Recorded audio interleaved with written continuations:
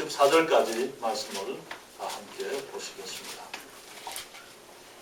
구약성경 창세기 제27장입니다. 1절부터 14절까지입니다. 제가 봉독합니다. 이삭이 나이 많아 눈이 어두워 잘 보지 못하더니 맏아들 에서를 불러 가로되 내 아들아 하매 그가 가로되 내가 여기 있나이다 하니 이삭이 가로되 내가 이제 늙어 어느 날 죽을는지 알지 못하노니 그런즉 내 기구 곧 전통과 활을 가지고 들에 가서 나를 위하여 사냥하여 나의 즐기는 별미를 만들어 내게로 가져다가 먹게 하여 나로 죽기 전에 내 마음껏 내게 축복하게 하라.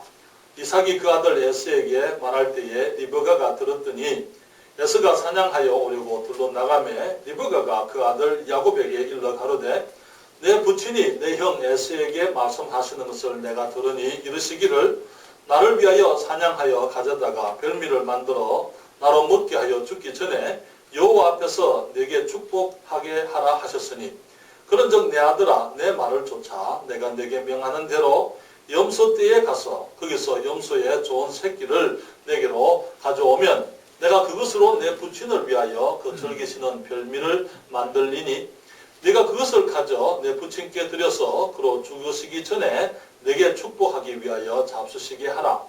야곱이 그 모친 리브가에게 이르되 내 형 에서는 들사람이요 나는 매끈매끈한 사람인 적 아버지께서 나를 만지실진데 내가 아버지께 속이는 자로 보일지라 복은 고사하고 저주를 받을까 하나이다. 어미가 그에게 이르되 내 아들아 너의 저주는 내게로 돌리리니 내 말만 좇고 가서 가져오라. 그가 가서 취하여 어미에게로 가져왔더니 그 어미가 그 아비의 즐기는 별미를 만들었더라. 아멘. 기도하겠습니다. 아버지 하나님, 우리 주님을 찬양합니다. 또 주님을 감사합니다. 주님께서 우리에게 주신 새 생명 감사드립니다. 주님뿐만 아니라 하나님의 말씀을 통해서 우리가 진정으로 이 땅에서 아름답고 복된 삶을 살게 하시려고 주신 말씀의 진리들을 감사합니다. 주님, 우리가 전에는 알지 못하고 세상 사람들이 살아가는 모습으로 살았습니다. 이제는 그리스도인들로 거듭난 주님의 자녀들로서 이 땅에서 변화되어진 삶을 살게 하여 주시옵소서. 무엇보다도 우리의 가정이 정말 주님을 믿는 가정, 우리 주님의 그 열매가 맺어지는 가정들이 되도록 도와주시옵소서. 저에게 주신 귀한 책임, 우리의 자녀들을 양육하는 이 고귀한 일을 잘 감당하는 저희들 다 되도록 도와주시기를 기도합니다. 주의 말씀 가운데 진리를 깨닫게 하시고 또 진리를 따라 살아가는 지혜를 저희 모두에게 허락해 주시옵소서. 은총을 감사드립니다. 이 시간 말씀을 주장하여 주시옵소서. 예수님의 이름으로 기도했습니다. 아멘. 자리에 앉으시겠습니다. 자녀들을 양육하는 것은 우리가 이 땅에서 누릴 수 있는 크고 존귀한 특권이라고 저는 믿습니다. 이미 말씀드린 것처럼 우리의 자녀들은 하나님께서 미래에 주님의 일에 서실 주님의 사람들을 우리들에게 의탁하신 것이라고 말씀을 드렸습니다. 그래서 교육이라는 것은 우리의 자녀들을 하나님이 서실 수 있는 사람들로 길러서 하나님께서 서시도록 주님의 때에 주님께 돌려드리는 것, 그것이 부모가 맡은 일입니다. 그래서 자녀들은 부모의 소유가 아니라고 말씀을 드렸고요. 부모의 대리인, 다시 말하면 부모들이 이루지 못한 어떤 꿈을 이루기 위해서 이용할 수 있는 그런 우리의 어떤 그 이용가치, 그런 것도 전혀 아닌 것입니다. 그래서 우리가 이 교육이라고 했을 때 그것은 마땅히 행할 길을 아이에게 가르쳐서 평생 그 길을 떠나지 않게 하는 것이 교육이라고 말씀을 드렸습니다. 지난주에 우리는 정말 이 엘리와 다윗의 집에 임했던 그 저주의 원인을 함께 생각을 해드렸어요. 아도니아라는 사람을 생각했습니다. 다윗의 집에서 그 아버지가 네가 어찌하여 그렇게 하였느냐 하는 말로 섭섭하게 한 적이 전혀 없었다, 그렇게 얘기를 했어요. 그것이 다윗의 문제였습니다. 그렇기 때문에 결국은 그 가정에 이 자녀들로 인한 그 불화, 어떤 큰 환난과 엄청난 재앙이 임했던 것을 우리가 함께 봤던 것이지요. 그렇기 때문에 우리가 자녀들을 건실히 징계할 수 있어야 한다 하는 주님의 말씀을 함께 생각을 했습니다. 우리 부모님들은 다 좋은 부모님들입니다. 아버지 중에 나쁜 아버지가 없다고 저는 믿습니다. 어머니 중에 자녀들에게 악하게 하는 어머니가 있을 수가 없다고 그렇게 생각을 합니다. 그렇지만은 부모님들이 좋은 의도를 가지고 자녀들을 바르게 기르기를 원하지만은 또 이제 우리가 연약하고 우리가 부족해서 행하는 실수들이 있습니다만은 그 중에 또 하나를 생각을 할 때에 오늘날 우리 가정에서 이 행복한 가정 생활을 하는 가정이 얼마나 되느냐 어떤 사람들이 통계를 냈습니다. 그 통계에 의하게 되면은 우리가 부부로서 생활하고 가정이 있지만은 행복한 가정은 전체의 20% 정도밖에 되지 않는다. 그런 통계를 본 적이 있습니다. 그 말은 나머지 가정들은 부부가 다 이혼을 하고 산다. 그런 말은 아니에요. 이혼을 하지 않는다는 것이 서로 사랑하고 그 가운데서 행복하다. 그런 말은 아닙니다. 마지못해서 살아가는 사람들이 많이 있는 것입니다. 그런데 이 부부들이 행복하지 못해도 함께 살아가는 이유가 무엇이냐 했을 때 여러 이유들이 있지만은 많은 경우에 자녀들 때문에 그렇게 얘기를 하는 것을 봅니다. 많은 아내들이 남편을 사랑해서 사는 것이 아니라 아이들이 불쌍해서 살아가는 것이죠. 아이들 때문에 이혼을 못해서 살아가는 사람들이 너무나 많습니다. 미국의 드라마 중에 Married to Children 그런 드라마가 있어요. 저는 한 번도 본 적은 없습니다만 가끔 이제 이렇게 광고가 나와요. 그 드라마를 그 광고하는 광고들을 보게 되면은 Married to Children 그렇게 얘기했는데 그 말이 무슨 말인지 잘 모르겠어요. 아이들에게 결혼을 해. 아이들과 결혼. 아이들에게 시집을 갔다. 아이들에게 장가를 갔다.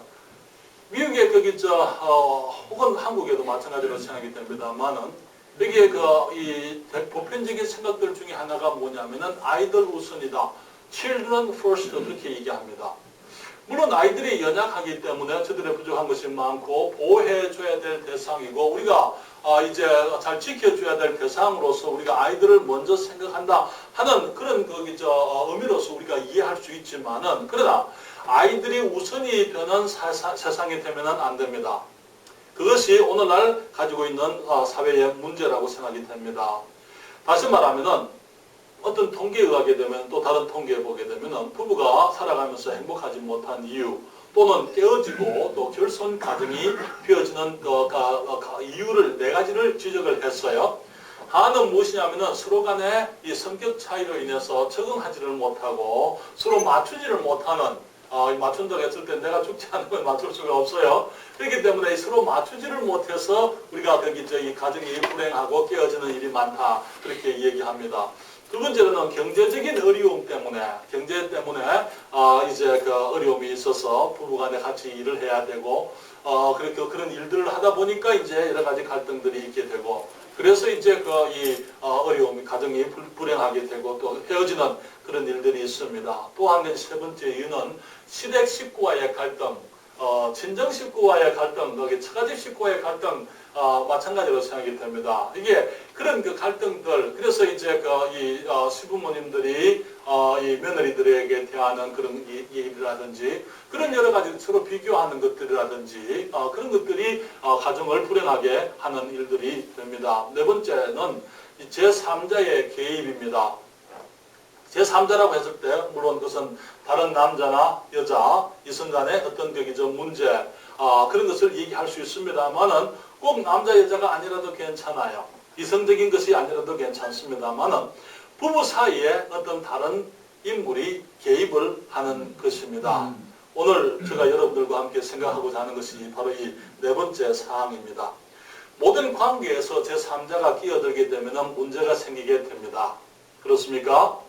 친구들 사이에 끼어들어서 이간질하는 사람들이 혹 있는 것을 보게 됩니다. 하나님과 우리 사이에 사탄이 끼어듭니다. 그러면 문제가 되는 것입니다. 하나님과 우리 사이에 이 유혹이 세상이 끼어들게 되면 거기에 관계에 문제가 생기게 되고 그 관계가 원만할 수가 없는 것이죠. 부부 사이에서도 마찬가지인데 이 3자가 다른 남자나 여자가 아니라 많은 경우 이 자녀들인 것을 보게 되는 것입니다. 자녀들이 부부 사이에 끼어들게 됨으로 말미암아 그로 인해서 부부가 서로 만족하거나 기뻐하지 못하고 그것으로 인해서 갈등하게 되는 그런 일들이 있는 것이죠. 이삭의 집에서 대표적인 경우를 우리가 보게 됩니다. 여러분들이 그 창세기 24장을 보시게 되면은 리브가와 이삭의 아름다운 결혼 얘기를 보게 됩니다. 그렇지요. 얼마나 아름답습니까? 이삭이 어머니를 이제 잃었습니다. 그래서 어머니 그의 이제 100세, 90세에 어머니가 낳은 그 아들 얼마나 귀한 아들이었겠습니까? 그리고 또 그 아들은 또 어머니를 얼마나 감사했겠어요. 그런데 그 어머니를 잃어버리게 되었을 때에 아브라함은 그 아들을 위해서 신부를 구해오라고 그 늙은 종을 이제 그 고향으로 갈대아 지방으로 보내게 됩니다. 그랬을 때에 이 늙은 종이 그곳에 가서 한 신부를 얻었어요. 그렇죠? 너무나 귀한 신부를 얻었습니다. 리브가 정말 이 섬길 줄을 알고 다른 사람들을 배려할 줄을 알고 또 믿음으로 이 아브라함이 하나님의 말씀을 듣고 믿음으로 갈대아 우르를 떠나서 가나안 땅으로 갈 바를 알지 못하고 출발했던 것처럼 이 리브가도 그 늙은 종의 말만 듣고 그리고 그 열필 그 나귀 열필에 가지고 왔던 이 선물들을 보고 그냥 단순히 믿음으로 이삭을 향해서 그가 자기 집을 아버지 집을 그 모든 가정을 다 버리고 홀로 그 늙은 종과 함께 이제 그 믿음의 길을 떠났던 그 리브가의 아름다운 믿음, 정말 용기 있는 믿음을 우리가 보면서 정말 우리의 마음에 큰 축복이 됩니다. 그렇지만은 아름다운 얘기가 그것으로 끝이 나지를 않았습니다. 모든 것이 그것으로 끝이 나면 얼마나 좋겠어요. 그러나 그렇지는 않습니다. 이삭이 물론 들여서 배회하다가 이제 함께 오는 이 리브가를 맞이해서 이제 모친의 장막에 들여서 그들이 이제 결혼을 하게 되고 아름다운 가정을 이루었습니다. 그런데 그 얘기가 거기서 끝나는 것이 아니고 계속 되어지면서 그들에게 20년 동안 자녀들이 없습니다. 이삭이 40세에 결혼을 했습니다만은 60세에 이제 주님께 기도드리고 기도의 결과로 이제 하나님께서 응답하셔서 자녀를 낳았어요. 그런데 자녀를 하나만 낳은 것이 아니고 둘을 낳았습니다. 그렇죠. 거기에 에서와 야곱이 출생을 하게 됩니다. 그러면서 이제 거기 두 형제 사이에 갈등이 시작되어지게 되고 가정의 그 자녀들로 인한 문제들, 어려움들 그런 이제 여러 가지 불화들이 시작되게 되었던 것이죠. 특별히 이 에서는 들 사람이었다 그렇게 했습니다. 성격이 와일드한 사람이었고 남자 같은 사람이었어요. 그렇기 때문에 이삭이 에서를 좋아했습니다. 그래서 에서는 들에서 사냥하는 사냥꾼이 되었습니다. 그렇지만은 그 야곱은 집에 장막에서 그하고 양을 치는 그런 이 온순한 또 양순한 그런 성격의 여성적인 사람이기 때문에 어머니 리브가가 그를 사랑했더랬습니다. 성경 오늘 본문에 말씀하시기를 이 이삭이 이제 눈이 어두워지게 되고 스스로 생각하기를 내가 죽을 때가 됐나 보다 그렇게 하면서 이제 자녀들을 축복하고자 특별히 에서 장남을 축복하고자 계획을 했습니다. 그래서 나가서 사냥을 해서 들짐승을 사냥을 해서 이제 별미를 만들어서 가져오면은 아버지가 그것을 먹고 아들을 축복하겠다 하는 그 얘기를 했을 때에 그것을 어머니 리브가가 들었어요. 그리고는 이제 야곱에게 가서 얘기합니다. 네 아버지가 네 형에게 이렇게 얘기했기 때문에 너가 가서 이제는 이 양의 새끼들 중에 한 마리를 가져오면은 내가 그것을 잡아서 이제는 아버지가 잘 드시는 별미를 만들어서 드릴 테니까 네가 가서 아버지 형 흉내를 내고 네가 아버지의 축복을 받아라 그렇게 얘기를 합니다. 여기에 그것으로 인해서 그 가정은 이제 혼란을 경험하게 됩니다. 에서는 평소부터 야곱을 별로 좋아 안 했어요. 여러분들이 에서와 야곱의 관계를 또 성경을 다시 읽어보시게 되면은 에서가 얼마나 성격이 급하고 또 정말 이 와일드한 사람인 우리가 알 수 있습니다. 그러나 영적인 사람은 아니었어요. 그러나 이 야곱은 둘째로 태어났지만은 늘 형이 가지고 있는 축복에 대한 욕심이 있었습니다. 그렇죠? 어쩌면 어머니가 그것을 알았는지 모르겠어요. 그래서 이제 야곱을 충동질해서 그런 일을 아버지를 속이게 했는지 모르겠습니다. 그리고 형의 축복을 이제 도둑질하도록 했는지 모르겠어요. 에서가 나중에 그 사실을 알고 났을 때 그는 대성 통곡을 하지요. 아버지의 축복, 자기에게 올 축복이 동생에게 가버렸다는 사실 때문에 그는 동생을 미워했습니다. 여러분들이 창세기 27장 41절로부터 45절에 보게 되면 여러분 한번 보시겠습니까? 오늘 27장 오늘부터 41절부터 45절에 여기에 그 장의 마지막에 이렇게 말합니다. 여기 에서가 말합니다. 여기 41절에 그 아비가 야곱에게 축복한 그 축복을 인하여 에서가 야곱을 미워하여 심중에 이르기를 아버지를 곡할 때가 가까웠은즉 내가 내 아우 야곱을 죽이리라 하였더니 맏아들 에서의 이 말이 리브가에게 들리매 이에 보내어 작은 아들 야곱을 불러 그에게 이르되 내 형 에서가 너를 죽여 그 한을 풀려 하나니 내 아들아 내 말을 쫓아 일어나 하란으로 가서 내 오라버니 라반에게 피하여 내 형의 노가 풀리기까지 몇 날 동안 그와 함께 거하라. 내 형의 분노가 풀려 내가 자기에게 행한 것을 잊어버리거든 내가 곧 보내어 너를 거기서 불러오리라. 어찌 하루에 너희 둘을 이루랴. 어머니는 거기 리브가는 남의 말을 잘 엿듣는 사람이었던 것 같아요. 그렇기 때문에 아버지가 아들에게 하는 말 그것도 엿듣고 이 에서가 혼자 하는 말도 그것을 듣고는 이제 야곱에게 와서 얘기를 하기를 내 형 에서가 너를 죽이려고 하니까 그는 말하기를 하란으로 가서 내 오라버니 라반에게 피하여 내 형의 노가 풀리기까지 몇 날 동안 며칠 동안만 그와 함께 거해라. 그 며칠이 20년이 됩니다. 그리고 리브가는 다시는 그 아들 야곱을 보지 못합니다. 야곱 역시 마찬가지로 어머니를 다시 보지 못하고 그 가정이 이제 깨어지는 그런 엄청난 재앙이 있게 된 것이죠. 여기 야곱은 낯선 땅에 가서 20년 동안 그는 자신의 적수를 만나게 돼요. 자기와 똑같은 사람을 만나게 되는 것입니다. 그러면서 거기서 20년 동안 간교한 라반에게 10번이나 속임을 당합니다.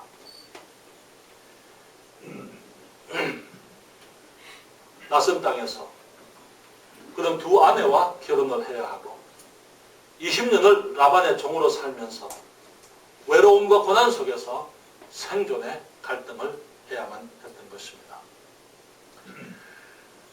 갈등과 불화가 있는 그 가정,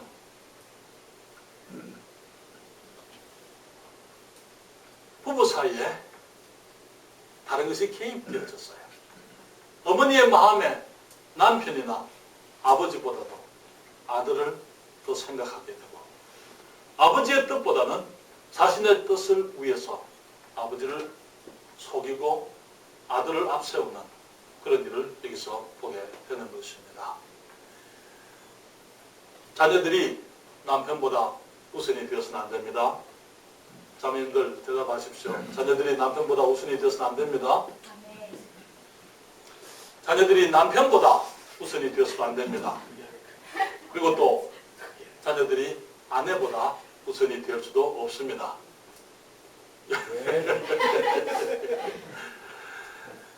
좋은 부모의 나쁜 실수, 부부 사이에 아이들이 개입되게 하는 것. 그것이 우리 부모님들이 명심해야 될, 조심해야 될 실수 중에 하나라고 생각이 듭니다. 하나님께서는 질서의 하나님이십니다. 우리 주님께서 성경에 말씀하시기를 고린도전서 14장 33절에 하나님은 어지러움의 하나님이 아니시오 오직 화평의 하나님이시니라 그렇게 말씀을 했어요. 그래서 하나님께서 질서의 하나님이시라는 것을 우리가 생각하게 될 때에 하나님께서 여기 고린도전서 14장 40절에도 모든 것을 적당하게 하고 질서대로 하라 그렇게 얘기했어요. 우리는 하나님이 지으신 모든 세상에서 하나님의 질서를 볼 수가 있습니다. 여러분, 우주에 질서가 있습니다. 하나님이 정하신 거예요. 그렇죠? 그게 앞뒤 순서가 정확하게 되어져 있습니다. 가는 길이 있고 각자의 위치가 있고 그 위치 안에서 있을 때에 우주는 지금까지 균형 있게 또 조화롭게 아름답게 유지되어지고 있는 것을 보게 됩니다. 만약에 우주의 질서가 파괴되면은요, 그때부터 이 우주는 파괴되고 말 거예요. 혼돈과 무질서가 오게 되어져 있는 것입니다. 만약에 태양을 도는 지구가 우리에게 정해진 그 위치에서 조금만 가까이 태양으로 가게 되면은요, 이 지구는 존재할 수 없습니다. 지구에 생명은 존재할 수가 없습니다. 왜냐하면 너무나 뜨거워서 다 타버리고 말 것이기 때문인 것이죠. 만약에 지구가 이 태양에서 조금만 멀어지게 되면은요, 이 온 그 지구는 다 얼어붙고 마는 것입니다. 그렇기 때문에 그 위치, 주님께서 주신 그 위치에 있다는 그 사실이 너무나 중요한 거예요.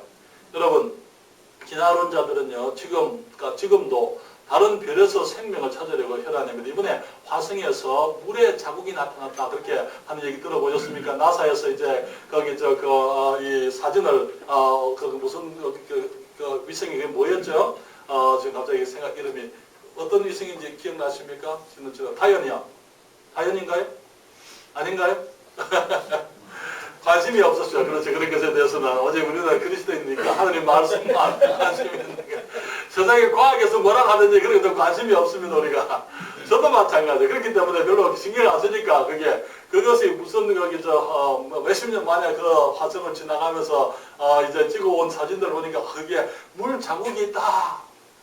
물 자국이 있다는 것은 진화론자들에게 있어서는 아주 큰 하나의 어떤 기대할 수 있는 외계의 생명을 기대할 수 있는 그런 것이 되겠지만 우리는 그 사람들보다 더 똑똑합니다. 그렇죠? 생명에 그 물 자국이 있다. 그것이 무엇을 의미하는 것입니까? 화성에 물이 있다는 것. 그것밖에는 아무런 의미가 없는 거예요. 그렇잖아요. 지금 미국의 어느 산골에 외계를 향해서 큰 접시가 있어요. 그래서 계속적으로 신호를 보내는 거예요. 우리가 여기는 지구에 사는 인간들이라는 존재들인데 거기 바깥에 어떤 생물체가 있으면 어떤 생명체가 있으면 혹은 지적인 어떤 그 외계인들이 있으면 신호를 보내달라고 알려달라고 계속해서 지금 50년 넘게 지금 그 접시에서 신호를 보내고 있습니다. 지난 50년 동안 몇 번이나 신호를 받았겠습니까? 밖에서 오는 신호요? 한 번도 안 받았습니다. 그러니까 이번에 어떻게 하는지 아세요? 그러면 접시를 더 크게 해야 되겠다. 사랑하는 여러분, 우리 하나님께서 이 세상을 만드시고 하나님의 말씀하지 않으신 것에 대해서는 우리가 기대할 필요가 없는 것입니다. 그렇잖아요. 주님께서 모든 것을 질서 가운데 모든 것이 운행되도록 하셨습니다. 자연계의 질서도 마찬가지예요. 주님이 정하신 것이에요. 그래서 우리가 봄이 올 때가 되면 봄이 오게 되고 여름이 올 때가 되면 여름이 오게 되고 가을이 오게 되면 올 때가 되면 가을이 오니까 얼마나 좋습니까? 그렇죠?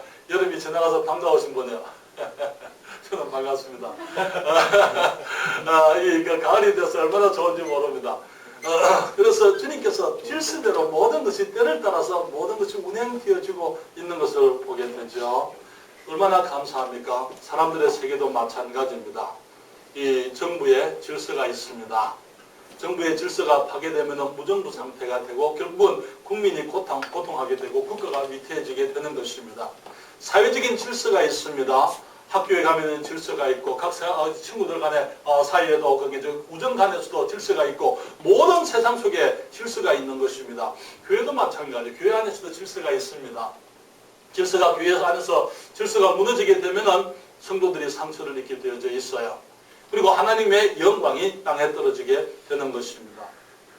마찬가지로 가정에서 질서가 있습니다. 부부관계는 신성한 관계예요. 하나님께서 정하신 관계입니다. 주님 말씀하시기를 남자가 부모를 떠나 그 아내와 합하여 한 몸을 이루라 그렇게 말씀을 했어요. 이 한 몸이라는 그 표현은 신체적인 결합만을 말하지 않습니다. 그것은 삶이 하나가 되고 생활이 한 방향으로 나아가는 것입니다. 두 사람이 한 팀이 되어서 하나님의 뜻을 이루어가는 것을 말하는 것이죠. 그 말은 우리의 자녀들도 마찬가지로 우리 하나님께서 남자들에게 주신 그 책임이라는 일이라는 것을 우리가 기억을 해야만 되는 것이죠. 그렇기 때문에 한 팀이 되어서 하나님의 일을 함께 해야 되는데 그 팀 사이에 어떤 것이 개입되게 되면 되지 않는다는 것입니다. 여러분, 하나님이 남자를 지으신 목적이 뭡니까? 하나님이 남자를 지으신 목적이 뭐예요? 일하라고요. 에덴 동산, 세상을 다 지어 놓으시고 하나님께서 사람을 만드시고는 주님 말씀하시기를 생육하고 번성하라, 땅에 충만하라, 땅을 정복하라. 모든 것들을 주님께서 다 뭐라고? 다스리라. 주님께서 하나님을 위해서 하나님의 대리인으로서 남자들이 온 세상을 주의 영광을 위해서 다스리고 일하라고 주님이 주셨어요. 사람을 만드셨어요. 그러면은 여자는요? 주님이 왜 만드셨습니까? 돕는 배필로 남자가 일을 더 잘하게 하려고요. 그렇죠. 남자가 일을 혼자 사는 것보다도 여자가 있으면 아내가 있으면 일을 더 잘할 것이니까 그래서 하나님께서 여자를 주셨습니다. 그래서 우리가 기억해야 될 것은요. 남자의 목적은 하나님입니다. 남자의 목적은 하나님의 일입니다. 여자의 목적은요, 남편입니다. 여자의 목적은 누구라고요? 목사님이 남녀 차별하는 사람이다. 어떤 분은 그렇게 들으실는지 모르겠는데요. 성경을 오해해서 그런데 성경에 남녀 차별하지 않습니다. 기능이 다를 뿐이에요. 기능이 다를 뿐인 것입니다. 그래서 우리 여러분 하나님께서 일을 위해서 지으셨고 또 남자들이 일을 잘하도록 우리 부인들을 주셔가지고 그 부인들을 통해서 남자들이 주님의 일을 더 아름답게 복되게 더 성공적으로 하게 하신 것, 그래서 한 팀이 되게 하신 것, 그것은 우리 하나님의 크신 은혜인 것이죠. 우리 남자들이 혼자 있지 않다는 것을 우리가 주님께 감사해야만 되는 것이죠. 그렇지만은 이제 남자들에게 주어진 일들 중에 하나가 생육하고 번성하라 그렇게 말씀을 했잖아요. 그 말은 자녀들을 출생해서 자녀들을 양육하라 그 말 아닙니까? 부모에게, 우리 어머니에게 주신 거 아니에요. 어머니가 자녀들을 낳지만은 그러나 실제로 가정에 자녀들을 양육하는 그 일은 남편들이 하는 것입니다. 이제 부인들이 나가서 돈 벌고 남자들이 집에서 아이들 길러라 그런 얘기 아니고요. 책임이 남자들에게 있다 그 말인 것이죠. 부인들이 집에서 자녀들을 기를 때도 남편의 뜻을 존중하고 남편이 원하는 모습으로 그 가정의 아버지가 기뻐하는 모습으로 자녀들을 양육해야 한다는 것입니다. 그러나 많은 경우에 우리의 그 아내들이, 부인들이, 어머니들이 자녀들이 오기 전에는 남편이 절대적이었어요.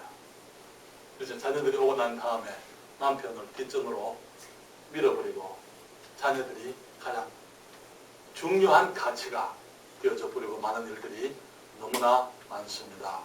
물론 우리 교회 성도들 가정은 안 그러리라고 제가 생각을 합니다.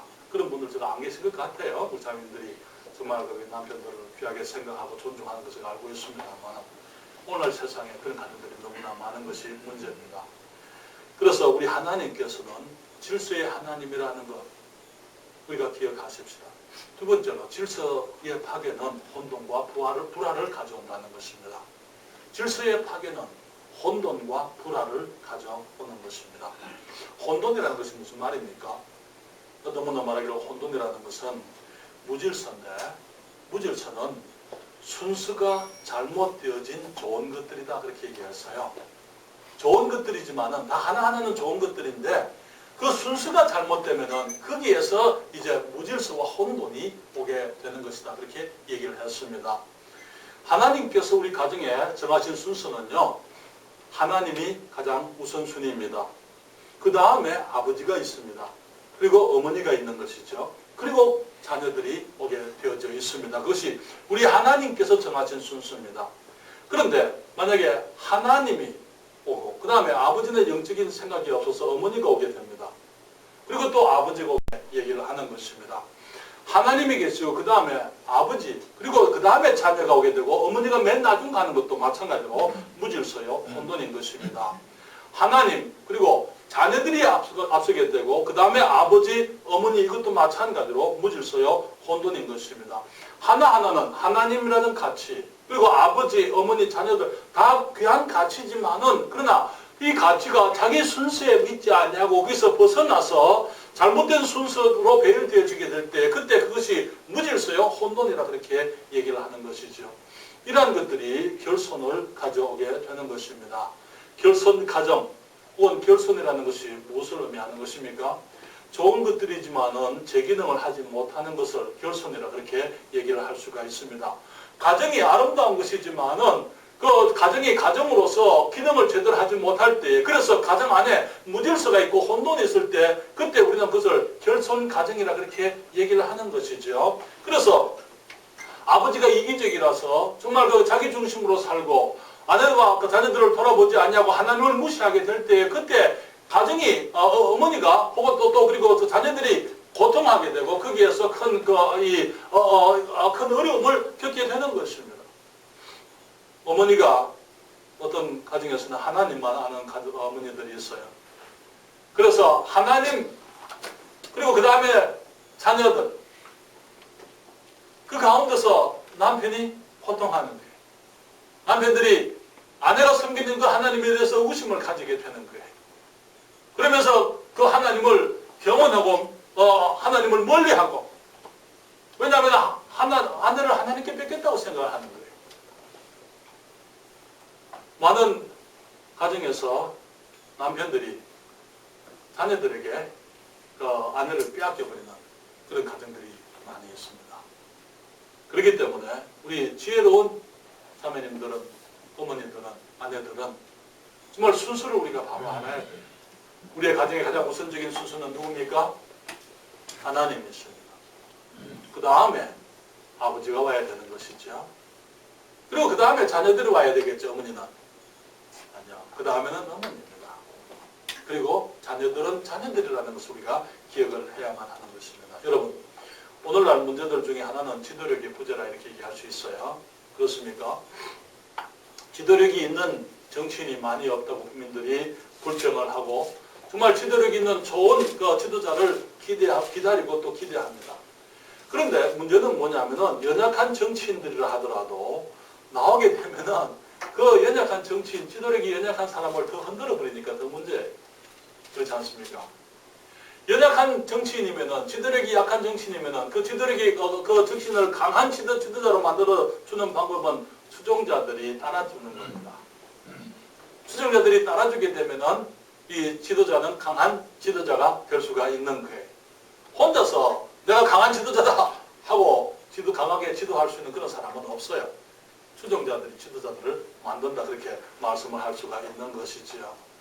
오늘날 정말 남자 같은 남자들이 많이 없다고 그렇게 여자들이 말을 합니다. 그 원인들에 대해서 저는 여러 가지로 말씀을 드리고 싶은 것이 있습니다만 다음 기회에 제가 그 원인을 왜 오늘날 남성들의 지도력이 부재하고 있는가 하는 것을 말씀을 드리겠습니다만 만약에 여자들이 남자들을 정말 연약한 남자들이지만 남자들을 세워준다면 어쩌면 남자들은 제대로 좀 더 나은 남자다운 삶을 또 역할을 할 수 있으리라고 생각이 되어집니다. 많은 경우에 문제는요, 그 센 여자들이 문제라고 생각이 돼요. 그렇기 때문에 남자들이 쓸 자리가 없는 거예요. 남자들이 할 자리에 여자들이 들어와서 설치게 되면 남자들은 할 일이 없는 것이죠. 또 그렇게 되면 기능을 하지 못하는 것입니다. 여러분, 저는 이렇게 말씀을 드리고 싶습니다. 오늘날 그런 일들로 인해 가지고 가정에서 우리 어머니들이 아버지들을 존귀하게 여기지 아니하고 인정해주지 아니하게 될 때에 아이들이 그것을 보고 있어요. 그러면서 아이들의 이 성의 정체성에 혼돈이 일어나게 됩니다. 여성답지 못한 어머니를 통해서 여성답지 못한 여성을 아들들이 배우게 돼요. 아, 여자란 저런 것이구나. 결혼하기를 기피합니다. 여성답지 못한 어머니에게서부터 딸들이 여성의 역할을 배우는 거예요. 그러면서 나중에 저들이 결혼하게 되면은 그들의 결혼 생활에 문제가 일어나는 것을 보게 됩니다. 물론 남자들도 마찬가지입니다. 저 하는 말은 남자들이 전부 여자 책임이다 그 말 아니거든요. 남자들도 마찬가지예요. 남자아이들이 아버지에게서부터 남성상을 제대로 배우지 못하니까 여성 같은 남자아이들이 되고 마는 거예요. 남자아이들이 어머니에게서부터 마찬가지로 동일한 그런 문제들을 우리가 보게 되는 것입니다. 그래서 결손 가정의 회복은요, 질서의 회복을 통해서 이루어질 수 있다고 믿습니다. 아버지가 아버지의 위치를 회복하게 되고 하나님을 하나님의 자리에 모셔드리고 어머니가 어머니의 위치에 회복되어지고 거기에 머물러 있게 되고 자녀들을 이 어머니와 아버지 그 사이에 자녀들이 개입되지 않도록 해야만 하는 것입니다. 그럴 때에 우리들은 정말 이 질서 있는 가정을 우리가 볼 수가 있으리라고 믿습니다. 여러분들이 아이들이 영악한 거 아세요? 아이들이 어리지만은 아이들이 똑똑합니다. 그렇기 때문에 엄마 아빠 사이에 있는 문제를 다 알아요. 그래서 엄마에게서 아빠가 엄마를 어떻게 생각하는지, 엄마가 아빠를 어떻게 생각하는지 아이들은 다 알고 있어요.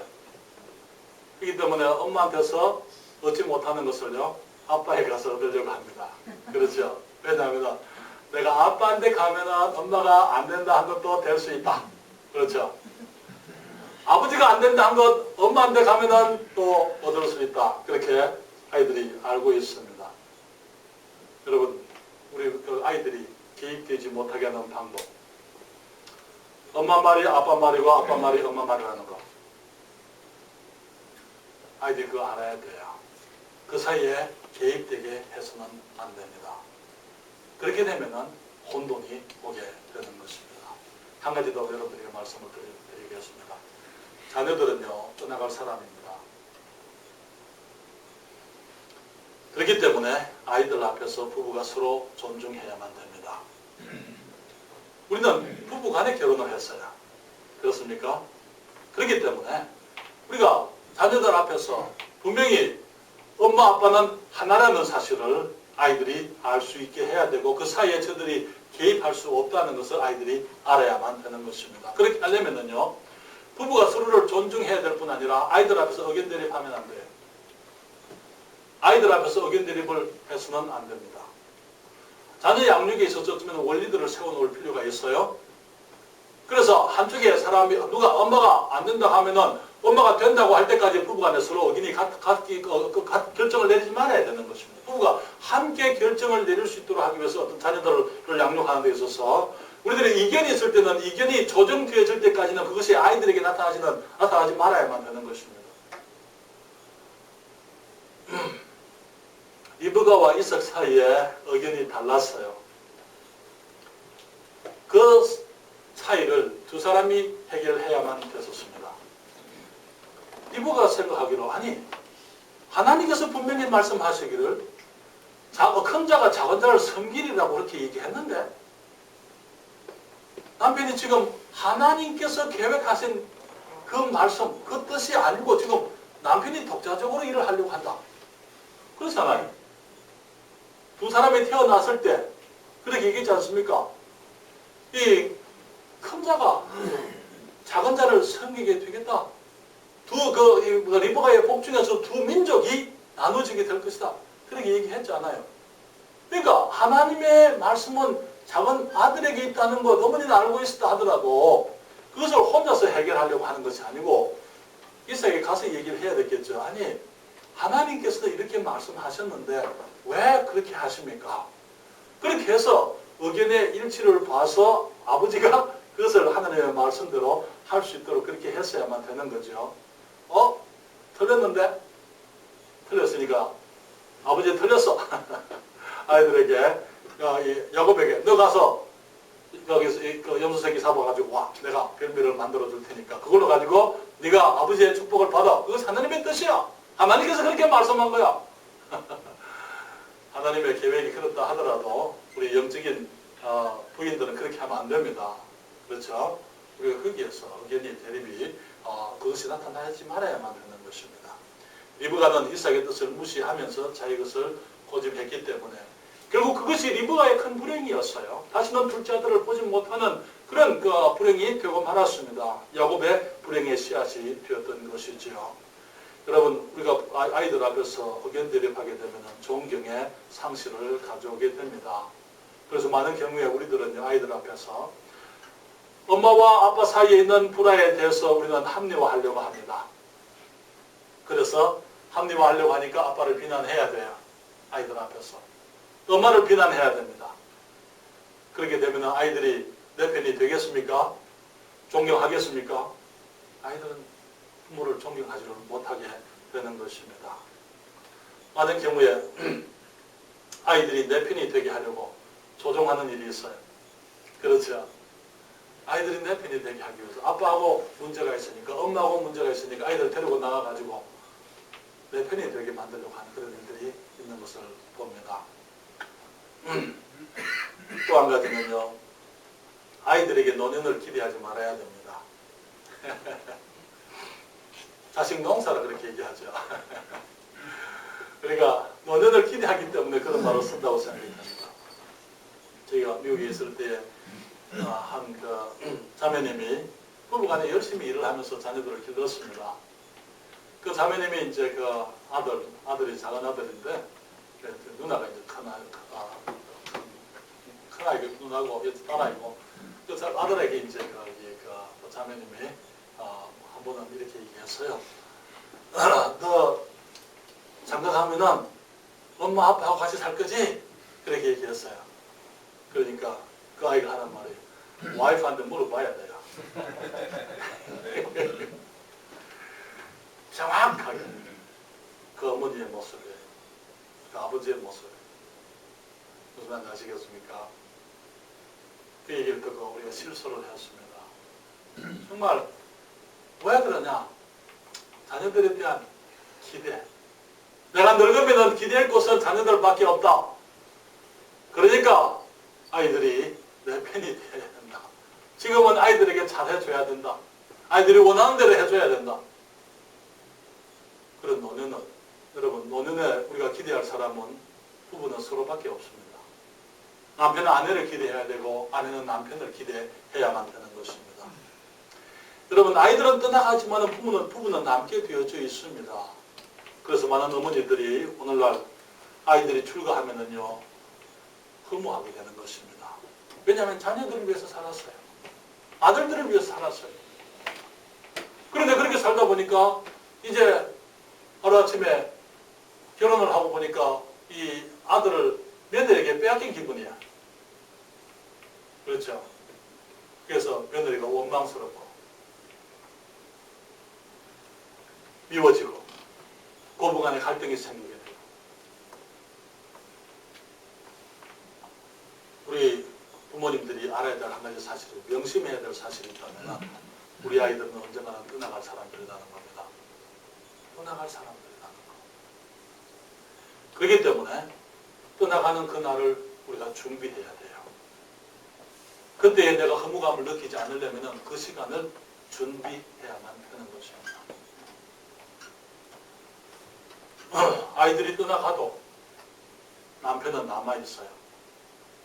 그렇죠? 그때 남편이 아이들이 다 떠나고 빈집에 있는 한 노인을 보고 이 사람이 누구냐라고 하기 전에 평소에 남편을 잘 섬기고 사랑해야만 되는 것입니다. 평소에 남편을, 우리가 부부관계는 지속적으로 함께 같이 있어야만 되고 같이 아름답게 지낼 수 있어야만 되는 것이죠. 낯선 남편이 되면은요, 그 남편과 새롭게 적응하기 어려울 거예요. 그렇잖아요. 왜 황혼, 이혼이 늘어갑니까?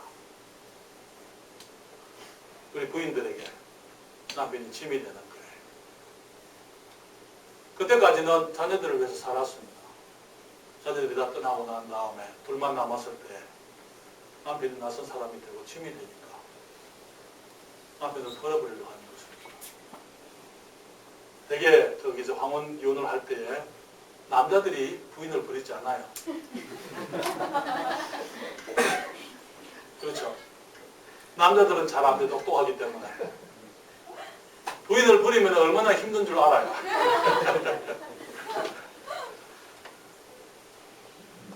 여자들이 남자들을 버립니다. 왜 그렇습니까? 새롭게 쓴 남편을, 사랑스럽지 못한 남편을 옛날까지 젊지도 못하고 생활력도 없고 멋있지도 아니한 주름살 가득한 남편을 섬기는 것이 새롭게 한다는 것이 어려운 거예요.